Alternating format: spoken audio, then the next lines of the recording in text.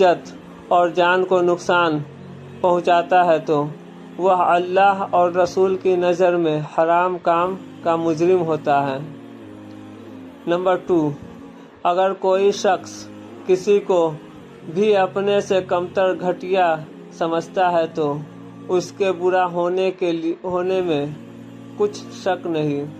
آج کل جب ہم اپنے سماج میں دیکھتے ہیں کہ